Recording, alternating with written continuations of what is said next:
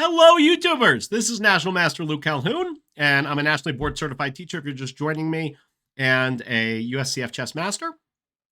I finished a speed run, so I thought I would just play some from my main account. I played some over the spring break, and I just played like a Milner Berry Gambit game, just trying to play like a little more fun chess to get my rating at something where I could like actually climb a little, or at least offset the handicap.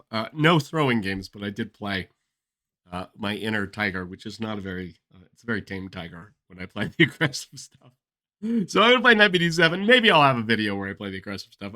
It's hard to play it at this level because I usually lose with it. It's just I do it for fun. This is just surprisingly my first game against the 2200. Just is just worse for them. They're just losing a pawn right out of the opening.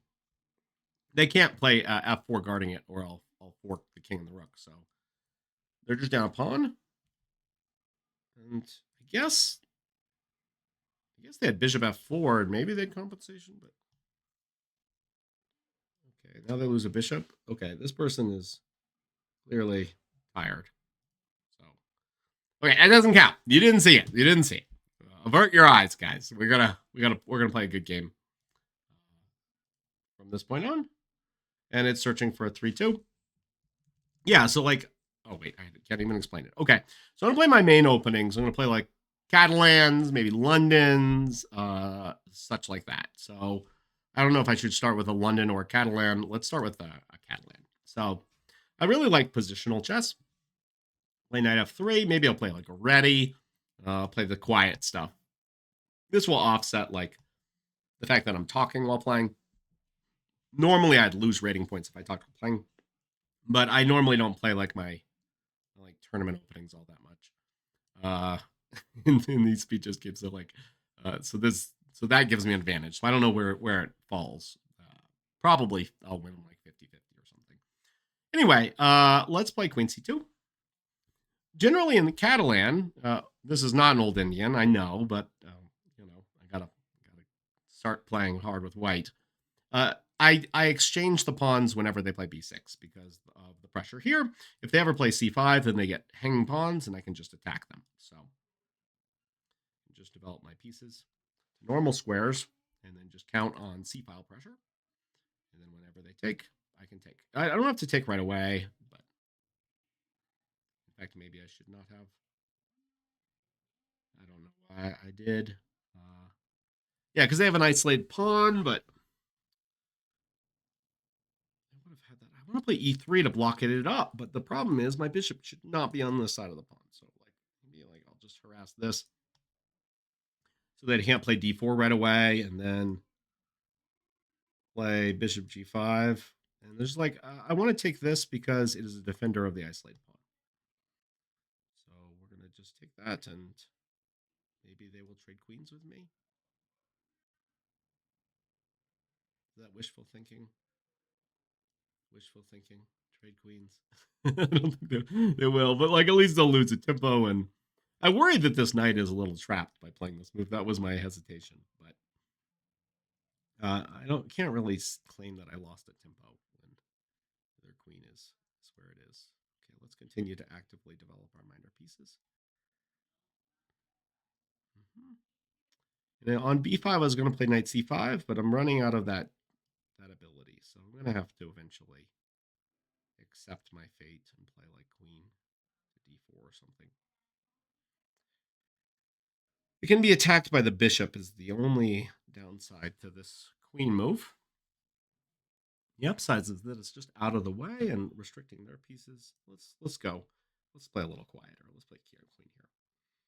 It does allow bishop b4, but there's no bishop c5 or bishop e5 in the future, and then I can reroute the knight. And then play like knight here, and I'm just going to attack this pawn all game. So now I can play e3 because I traded off my bishop. That was the idea. This should weaken this diagonal if they can like maybe move that, but I'm just going to put a knight there. And I'm just going to sit there and enjoy myself, threaten things like knight there, and generally harass them. An interesting move is like here to attack that, but it seems a little bit speculative. I think the bishop is worse on b8, so I'll just put it on b8. And now, are there any downsides to winning the isolated pawn? Maybe, but I think the upsides are more like, so the light squares are like the weaknesses, like they're there, but they're giving me their light squared bishop too, so it should just be a clean win of a pawn. I have 1 minute. Thanks to my chatty Kathy. This okay, these are both hanging, so I gotta retreat. Unfortunately, I don't want to retreat this way, but I have to retreat this way because I can't have these knights just hanging. I'll get the knight over there in just a second to kind of close everything up and try to make sure there's no light squared problems. My opponent's probably just trying to figure out how to get a knight here or here. That's what I would be doing. Be like, okay, knight h7, knight g5, knight h3, check. Queen's here. That's checkmate. You know. Okay, so they're trying to come into h3. Let's continue to be active with my rooks. Yeah, that's scary. I have to admit they are playing super scary. Okay, my knights need to come over to the other side of the board. To go like here, guard that square. Oh my gosh, they're playing knight g4. That's the threat. Oh, that's a terminal. Horrible, horrible threat to miss. Oh no. Oh no. It's gonna be really bad. Okay, rook. Can I survive? I mean, I can't survive very easily. This is really, really bad to miss that threat.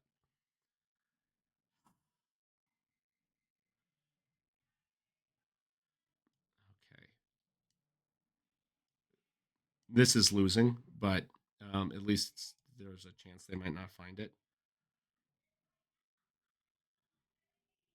I think rook takes pawn is just simplest. That's why I didn't want my queen here, because then the knight fork would be a little more obvious. We just want a queen, but it still wins a lot of material. Yeah, and they found it. They're now threatening checkmate, so I have to walk into it. And I have to keep going. I have to keep going. Yeah. And that's it. Yep. Oh, well. You know, sometimes it happens. I'm gonna fall for it. Well, actually, like before I move on, I want to say like, okay, maybe I'll go back to that game in a little bit. Let's play a ready. After the Catalan, maybe a London. I don't really know what opening we're gonna play. Yeah, let's play London. Obviously, my tactics are a little weak, so I need to play it kind of calm. So against Bishop F5, this is normally a London if they play E6. If they play C5, you can snap it off, and then against that, I think you play Queen B3. This is recommended in a lifetime Catalan course, and I think you just play C4. And then you get like a Catalan, sorry, lifetime repertoire London system. And then you get like a Catalan where they have like developed the queen here. And I think it's good. Now, I can't remember knight C3, I think. And then you get pressure on the file. Maybe I was supposed to. I can't remember if I was supposed to take right away. Like bishop F4. This is turning into like a Queen's Gambit decline now. And now I'm turning it more Londony. I'm not even going my bishop. I mean, so now this is back to like Queen's Gambit decline. It's like a hybrid opening. I don't even know what opening I'm playing. It's like it's one thing and then it's the other. Okay, so the way I'd say is this queen is really passive guarding the b7 pawn. So I have a little bit of an edge. I have some tactics on the open file that they have to watch out for. Nothing kind of chronic. I agree with their move. So the bishop can run back in case it's harassed. I need to castle. And I don't really know. Like I'm kind of like trying to run black out of moves because I don't really know what their plan is. Like I don't see what they're gonna do. And so I'm gonna just run them out of moves. This is not a bad move. Like trying to get me to take here, and I will take, but I'm gonna try to get at least the center here. So like e4 is now a plan in the future. Oh, but I played h3. That makes e4 a little bit trickier because I want to support it with f3, but then there'd be a doctrinal weakness. f3 and h3 do not mix very well. And that knight is in my way. Okay. I don't want to trade. I know that. So I'm going to go here. I don't want to trade because they can like put the bishop here, and the bishop's quite safe. And also because they have less space. I think you might have noticed that they're just a little weaker on the space front. So keeping the minor pieces on is a great way to extend that pressure. I can play e4. The tactics after they take here and I take here are a little confusing. So takes, takes, takes. And I think that just generally their queen being out in the open, things opening up would be good. You see, if I wait on e4 for a second, they clog it with a knight. So it really is important that I make a decision on that quickly. But I like my extra center space, which is kind of a long-term edge. So let's play rook here, and we can continue this dance of knights if they insist. Okay. That's a good move. So my bishop comes here, they play f6. And then, well, actually, it's okay. I thought for some reason they could trap it, but they don't have g5 because they put the bishop on g6 instead of h7, which I'm not really sure why the bishop is on g6 instead of h7. Okay, so takes, takes. Is there any kind of intermezzo? Takes or something? It all seems spurious. So let's play here. Tell them they have a point, but now e4 is threatened because the bishop would be hanging. Okay, we can trade that bishop. They're going to get a good knight, at least for a while. But one day, the knight is going to be forced to move back, I think. Okay. So they get a good. Yeah, I'm turtling. Keep having to push back my pieces. And I don't know. I like my center, but they've done a good job of like trading off a couple of key pieces, which makes the position kind of complicated. So like queen f3 was my idea. And then threatening to take, and then the knight's a little wobbly. And then if not, then I get a rook on the 7th. Huh. I'm running out of time. I got 20 seconds. This is going to be a theme for how I lose. I like chat my way to death. Okay, let's, given the time pressure, let's trade a little bit. I'm more than a little afraid that I'm going to lose on time. 15 seconds.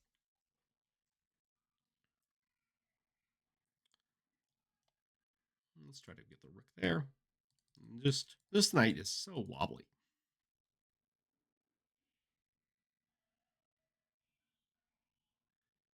If I were them, I might retreat the knight and just call it a day. But they are not planning on doing that. Okay. It's important that this comes with tempo, I think. That's why I did that. But I thought I would have more. Yeah, that was just silly. I thought that the c6 pawn and the knight attack would lead to some tactic, but it doesn't really lead to a tactic. Okay, 2 seconds. Okay, my commentary is going to be minimal.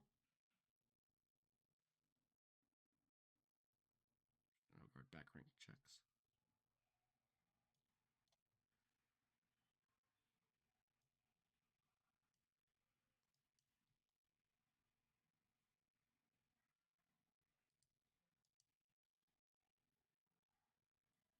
Five seconds.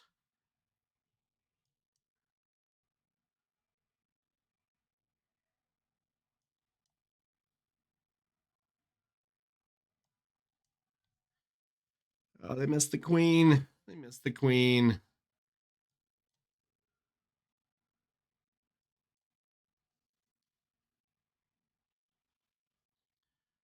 You know, if I had more time, they would probably resign. But unfortunately, I do not have more time. I'm gonna have to convert the rook up in game. Still, I'm pretty sure I can convert this. I mean, a rook up is a rook up. It's a sizable material advantage. So they can't play check, kill here because that's checkmate. That's going to be checkmate at least. They block the bishop, I'd take, and then be checkmate. And they want to check on a dark square, so they want to check here and then play here and then kill my rook. That would be, but obviously queens don't move like that. Okay, so the idea of my rook move was to go here, here, and then take here. Oh, g5, but then queen takes, and then here, and it's over. King is too exposed.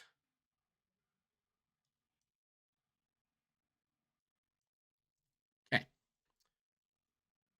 Okay, yeah, I don't know. Obviously, it got kind of sloppy with the time pressure. I mean, like, e4 was defining. Yeah, e5. E5 is the best move. Best move. Okay, my instincts are right. But then just rook takes c6 immediately. I'm just... And it's equal. It's not like a ton. And then before that, looked at slight edge white for, yeah, most of this game, but not much. Yeah. Just kind of a pressing edge that wasn't able to materialize into anything specific. Okay, so I played, let's play e4.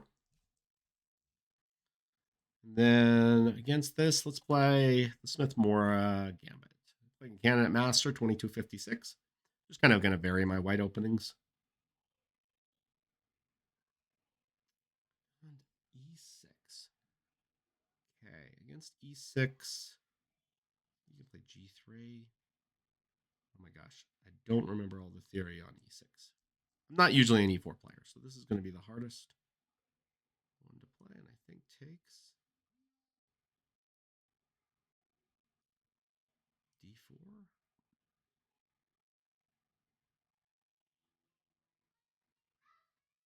And then bishop g2. Yeah, this is a line. It's mentioned in a Smith-Morra course by Eugene Perlstein. It's a positional kind of e4 repertoire.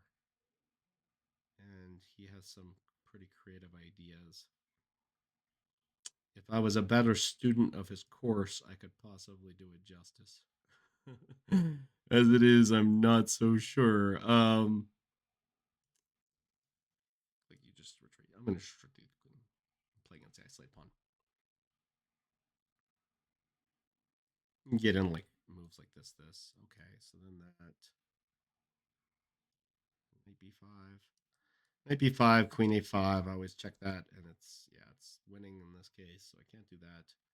Knight e4, I don't like the idea that they take and play queen e7, pinning. So we're running out of ideas. We play knight d2. We attack the pawn. Technically, I could take and take, but I think the bishop is worth more than that in this position. So I'm probably just going to play knight f3 and castle. Build up some light pressure on this, and then call it a day. I'd like to trade some of the pieces because my pieces are a little restricted here. So I'm thinking about like maybe even bishop g5 and just swapping that off.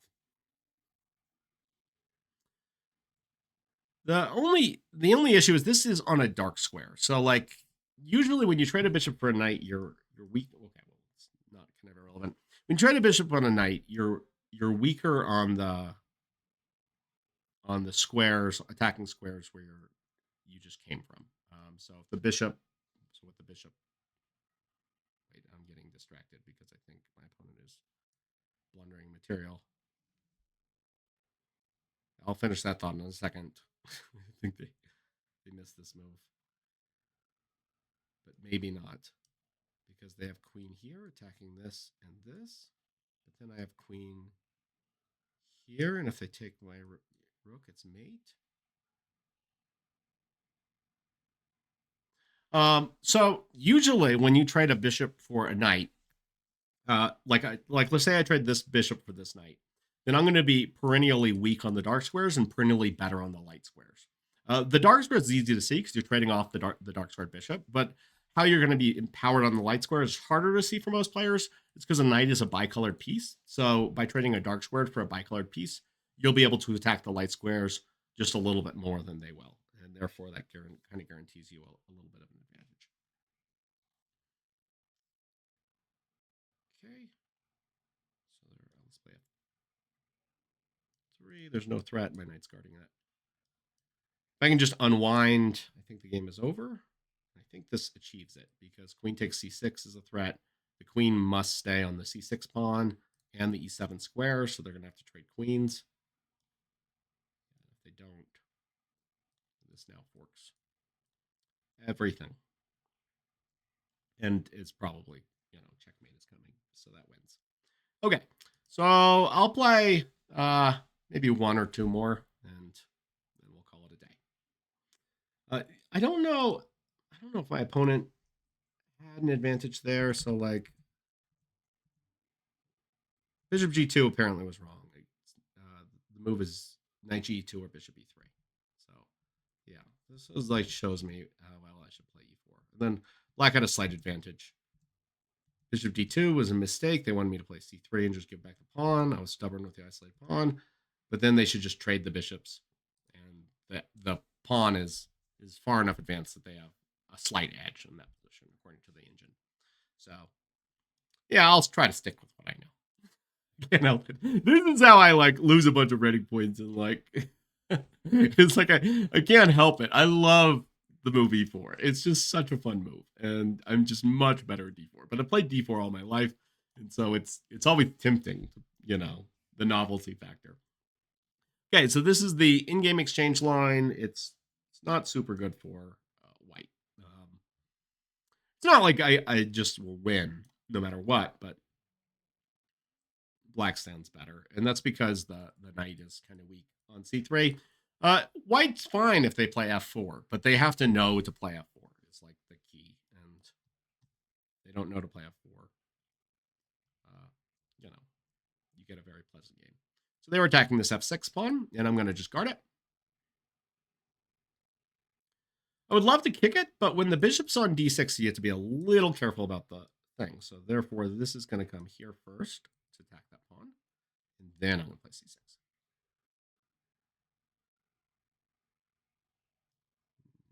Now c6, kicking the knight. Can't come to e3. So it's going to have to retreat back.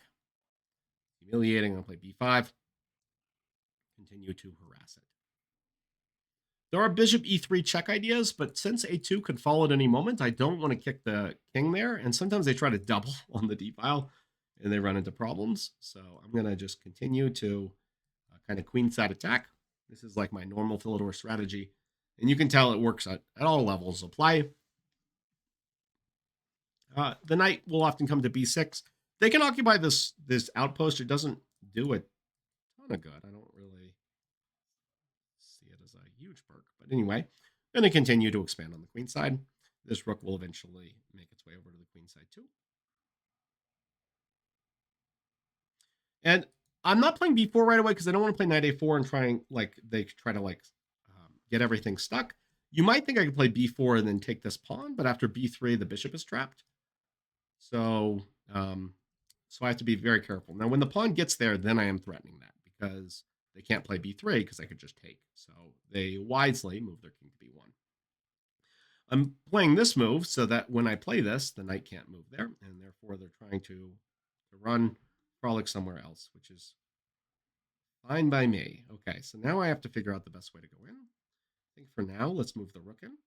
And it might be knight d6, knight c4. It might be b4, b3. All of these are options. I think, honestly, b4, b3 looks like the most clear way to infiltrate the white position. If they play b3, I'll take and then use the a file as a springboard for accessing their play. So like, okay, so we'll come in. And now usually here, what they want to do is like trade off your bishop. It's kind of slow though. And when they do, after you take back the pawn, the other knight won't be able to occupy anything. And so now I really, really want to sacrifice there. I don't know if I can in this position, but I'm very tempted to sacrifice on a3. So takes. You have rook a8. A lot of things seem super. I don't know if it's sound. I get 2 pawns for it. And man, is that pawn an amazing pawn to have for it. But I really do like my dark sword bishop. Maybe I can do this in a second instead of like doing it right away or not at all. And by knight b6 and like knight a4.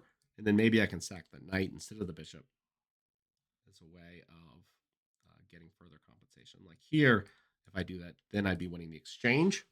2 pieces for 2 pawns and the rook. And so now it's like it's a mini sack. It's not as aggressive as the main sack. Let's try it.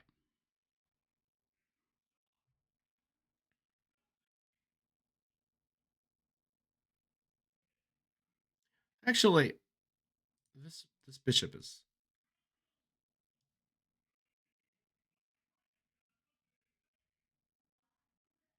I don't know what's happening. I don't know how much I'm sacrificing. I thought like, okay, but then this knight would have been hanging. Maybe it was fine. Maybe. Yeah, I don't know what's happening. Man, the tactics are crazy. I'm trying to like speed up, but now I'm speeding up too much. I probably should have taken a deep think on that move because it was crazy. And I just kind of attacked the rook, defended my bishop, and threatened to take here, which might have been sound. This was more in line with my original theory, but they did open the door for a completely different way of playing it for me. Okay, they're threatening this. So I think I have to move it. The bishop is also attacking in case you didn't see the second attacker. Okay. They have to be very careful. Like if I play like bishop here, rook here, that wins the game immediately. So I would, if I would play like rook f2, so that way I can't move the bishop and the bishop ends up like kind of stuck defending the pawn.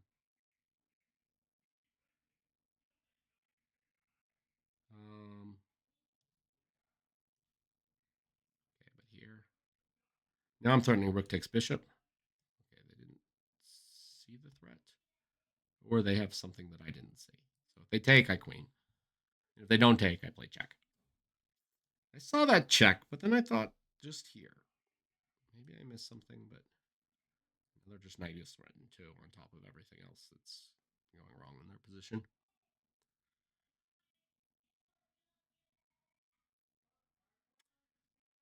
Yeah, I think this is game over. Okay, I'm gonna play one more, and then we will close it for tonight. I'm getting tired. This is against a Grandmaster. Let's play. Maybe they'll play the Old Indian. Will they play the Old Indian? They're playing the Old Indian. I get the Old Indian against the GM. Hercules. That's awesome. Okay. So most masters make a mistake in castle. E4 is the right move, but they're grandmasters, so they're playing the right move. Awesome. Castle kingside. So castle kingside is a mistake because of E4, and then A6 is the theory. Then A4 is the main line.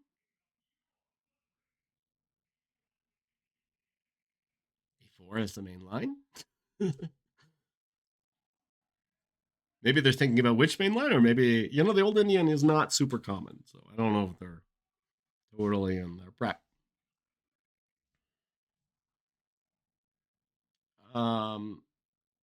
But the threat is B5. And the point is that in these positions, the bishop is kind of a little weird over here. It's super solid at defending e4, but it's really weak at defending queenside attacks. So you can usually expand on the queen side. I always take with the a pawn to like raise or down the rook. And yeah, I don't know about this way of playing for white. I think already black is equalized. Not be. I'll put it on a computer afterwards. But I think this is already equal. I think they have to stop a4 or play like I think in Alonso's course he recommends like a early c5 against this, which is also pretty good. Take. Okay, and so now I just kind of attack the queen side. This is very similar to like a Philidor, right? You just play like b4. I won't play b4 right away. The only problem is this c pawn is going to be backwards, but this knight is going to be so bad that this is not really winning a pawn because I'm not going to let that bishop out. Let's just play it a little more normal. Let's play queen c7. I'm a little worried about having a pawn so far away. Like at least here I can play c5, c4. I'm gonna play okay. There comes a time in everyone's life where they want to play something more active. Knight b6. I like knight c5 and I like knight b6. I like both those moves. Very different. Knight c5, the idea is knight e6, knight d4 after rook d8. And knight b6, the idea is knight b3, but then b3. But that's also weakening for their pawn structure, so it's a mixed bag. The problem with knight b6, yeah, I can't play knight b6 because they can take and then this pawn falls because my queen is just overloaded, so I got to play like here. But I do like knight b6 in general in these old Indian structures. It's usually a very good move. So knight c5 also threatens b4 without letting them play knight a4, which is a major retreat square they have for their knight. They're attacking this pawn. And there's an indirect threat on that pawn. Let's play knight e6. And then try to come into the square here. Maybe like rook d8 later. The knight c6, e6 also guards my queen. So like knight takes pawn is no longer a threat because I can just take back and my queen is guarded. That's a tactic to watch out for in some of these structures. Maybe b4 right away was better. Okay, now that tactic is real. So I gotta mosey on over to the side. The b7, b8. Because I also have to guard that pawn. I want to play knight d4, rook d8, knight d4. Ah, that's the vision. That's the vision. Now b4 is often an idea to like put pressure there. But I like the idea of just moving in to this square. 1, 2, 3, 1, 2. Okay, so I can't do it yet. Got to develop my pieces first. Bishop b7 is good too. Kind of like bishop d7. It just feels like more solid defending these key squares. I didn't want to trade and give them that file. b4 might be on that. I also just want c6 to be guarded, and I want the queen to still like keep its ray on the b file, stopping like bishop b6 and other such moves against me. My long-term pressure is to just kind of really hammer home on the b pawn.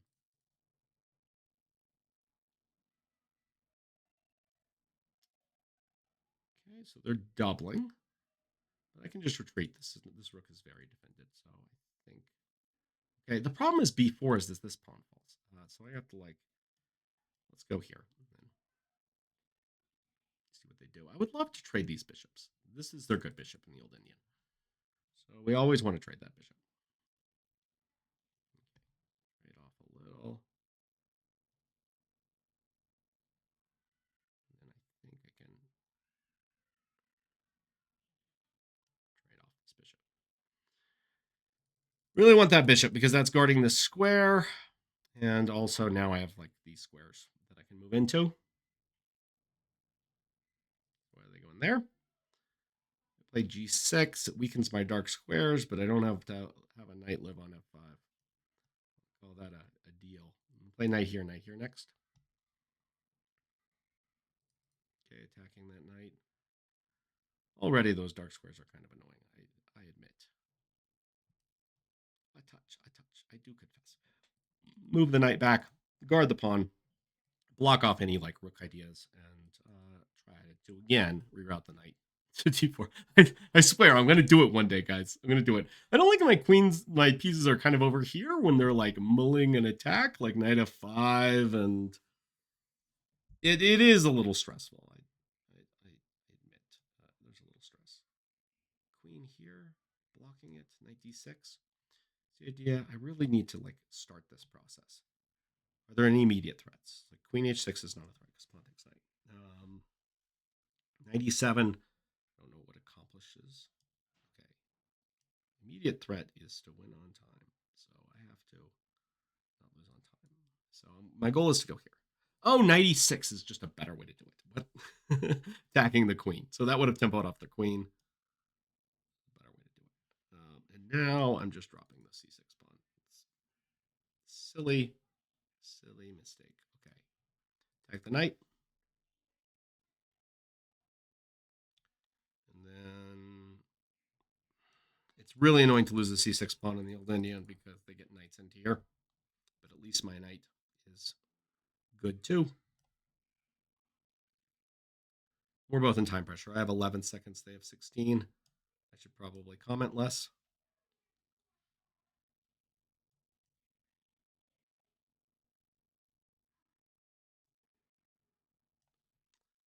Let's move this file. Then b4 is next. 6. I want to keep that pawn because it blocks in their bishop.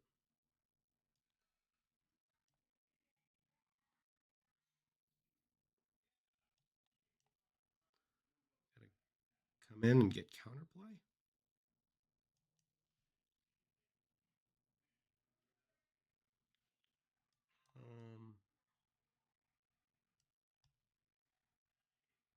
This could be losing. I can't calculate the tactics. Oh, shoot. Oh, shoot. I missed that this bishop was falling. Oh, shoot. Okay. Down a piece. No! And I hung my queen. Okay, I'll resign. That was a good game to end on. Okay, let's put it on a computer. Let's see. So the computer, I'm not sure if you can see the eval bar, guys. It's a good game against Grandmaster. So it starts with slight edge. And this is a 0.18 edge for white. 0.2. Okay, and now actually I could have taken back with the knight. I'm not used to this move, and it was a 0.2 edge for black. So yeah, black has an edge here, a tiny edge. So yeah, I said about equal. It's about right. And then instead of knight b6, it likes b4 like I originally planned, a little better. And let's see when I lost the edge. I don't think I have to be. So black is still slightly better here. Black is still slightly better here. Bishop e8, it doesn't like so much. It likes c5 and continuing to attack. I was worried about giving the d5 square for the knight, but apparently I just get my pawns moving at them. Okay, but now black is slightly better again. Now we're equal. G6, it didn't like. It did think it was too weakening. So it likes knight e6 a little better. Repositioning the knight, and it thinks black is up 0.18 in that position. So g6. The more you know. Knight fd7. Now black still has a slight edge. And f6 is a good move.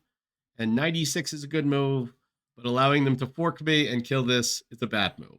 So that's, yeah. So it's just that tactic. And then now white is up nearly a piece for winning that pawn because of the pressure. And I don't think I have any, I don't think they give me any chance to come back. Yeah, no chance to come back. So very clean game by my opponent once they have the edge. And I just missed 96. I guess, like, can I at least blame? Yeah, I have 19 seconds. I'll blame the time pressure. We'll just pretend it's time pressure. Okay, so I hope you enjoyed this speed run, and it's like not even a speed run, just like me playing regular chess on my account. I will try to continue to play these occasionally, maybe when I'm better rested. it tends to fluctuate a lot in terms of my rating. So I hope you enjoyed.